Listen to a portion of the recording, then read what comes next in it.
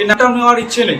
অনেকেই ওর video clip ব্যবহার করছে, করে ভিডিও বানাচ্ছে। আমি ওর ভিডিও ক্লিপ আমার এই ভিডিওতে ইউজ করবো না, আমার দরকার নাই। ওই থোবরাটা দেখানো কাউকে আমার ইচ্ছে নেই।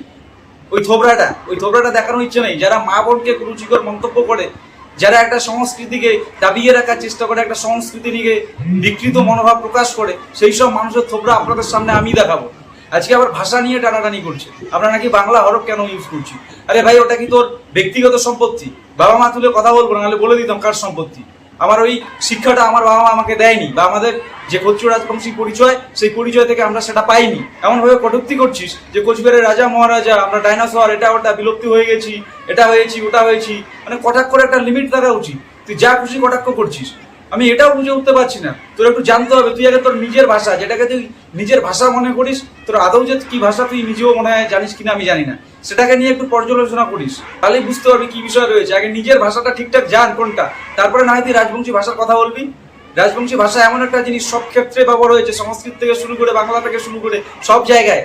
আজকে যদি যারা তৈরি করেছিলেন বর্ণ পরিচয়, তারা যদি বেঁচে থাকতেন, তাহলে তোর শিক্ষাটা তোকে দিয়ে দিত। তুই সেই শিক্ষাটা পাওয়ার মতো লোক নইস। আমি একটা জিনিস বুঝতে পারছি না, তোর মাথার উপরে কার হাত রয়েছে ভাই? নেতাজিকে কটাক্ষ করা হয়েছে, সেটার বিষয়ে অনেক কিছু প্রসঙ্গ হয়েছে, অনেকেই জেলে গিয়েছে, অনেকেই ক্ষমা প্রার্থী চেয়েছে, অনেক কিছু হয়েছে। কিছুই তো কিছু করতে পারিসনি। তোরাই সব কিছু গুলিয়ে মিলিয়ে দেখা যায় তোরাই নেতাজিকে অপমান করেছিস, তোরাই জেলে ভরিয়েছিস।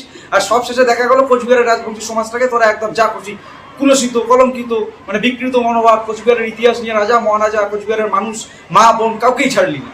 এটা কোন ধরনের কথাবার্তা? সব থেকে বেশি বিভেদ সৃষ্টি করছিস তুই পশ্চিমবঙ্গের মাটিতে, বাঙালি এবং রাজবংশী সমাজের মধ্যে। তোকে কেন অ্যারেস্ট করছে না? তোর মাথার উপরে কার হাত রয়েছে? কোচবিহারবাসী এটাও জানতে চায়। তোকে যদি অ্যারেস্ট না করে না, কোচবিহারবাসী জানে তোকে কি করে অ্যারেস্ট করাতে হয়। আমরা দেখে ছাড়বো তোর এই শেষ। তুই কতটা ভণ্ডামি করিস, কতটা নোংরামি করিস, বারংবার করে যাচ্ছিস। একটা জিনিস স্টপ হয়ে গেছে, সেটাকে তুই বাড়িয়ে যাচ্ছিস, বারংবার করে যাচ্ছিস। ফুটেজ খাওয়ার ধান্দা করিস না, করেই যাচ্ছিস। মানুষ মেনে নিতে পারে সব? তোর মাথার উপরে যদি কারো হাত না থাকতো না, তাহলে একটা জাতিকে তুই এইভাবে অপমান করতে পারিস না। বলছিস কিছুই করিনি। তোর কথার মধ্যে ফুটে ওঠে যে তুই অপমান বারংবার করে যাচ্ছিস, কিছুই করিসনি না। তুই যা খুশি বলে যাবে, আমরা সহ্য করে যাব। আমি ব্যক্তিগতভাবে জানি তোকে কি করে টাইট দিতে হয়। জাগাস না। যদি একবার জেগে যাই, কোচবিহারের মানুষ যদি একবার জেগে যায় না, পালাতে পার পাবি না তুই। তোকে কেন অ্যারেস্ট করা হচ্ছে না, কেন সরকার তোকে অ্যারেস্ট করছে না, এটাও দেখার বিষয় রয়েছে।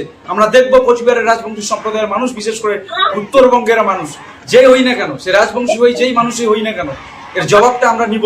আজকে যদি কোচবিহারের মানুষ সাংবিধানিক ভাবে গণতান্ত্রিক দেশের নিজের অধিকারের কথা জানায়, তাহলেও অ্যারেস্ট করা হয়। তুই যে বিভেদ সৃষ্টি করছিস, তোকে কেন অ্যারেস্ট করা হচ্ছে না? তোকে কেউ কেন অ্যারেস্ট করছে না? তোর মাথার উপরে কার হাত রয়েছে? সকলেই ভালো থাকবেন, সুস্থ থাকবেন, ভিডিওটাকে শেয়ার করবেন। আমাকে ফলো করার দরকার নেই, আমি ইনকাম করা